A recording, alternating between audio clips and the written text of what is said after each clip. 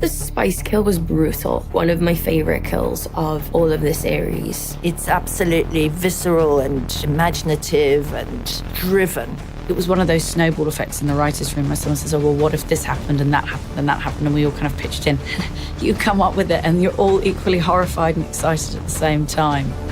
Dasha, we'd come up with a kill that she'd done in her early life. When Dasha was a gymnast, she was recruited to the KGB after the brutal murder of her boyfriend in a changing room. She poured chalk dust into his mouth. It becomes a classic kill that is taught to other killers. Even though Dasha's older now and she's not really an active assassin anymore, she's very proud of the work she did in her past. What would be the ultimate competitive thing that Villanelle could do? And Suzanne came up with, well, it would be spices. We just came up with a parallel version for Villanelle that she would somehow copy. She does something really actually to wind Dasha up and to prove that she's a killer with more flourish.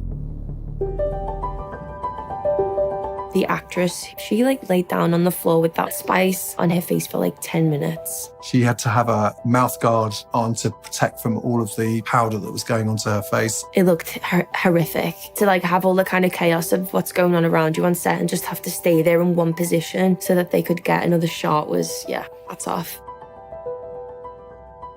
The scene takes place in the script in Girona, so we did some exteriors over in Spain. I came across a shop which actually provided me with the form of the space, the front facade of the shop, and the kind of tunnel-like effect, and the scene that was going to occur back inside the shop. The interior was a set build which we shot in West London Film Studios with green screen. We wanted to reflect this idea of a spice shop, so we used lots of browns and oranges. We rented as many Spanish-looking dressers and stained it all down and created this dark cave-like environment, which we then stocked with loads of bottles and jars. All of the labels had to be printed and made in Spanish, and the tiles on the floor were all real tiles.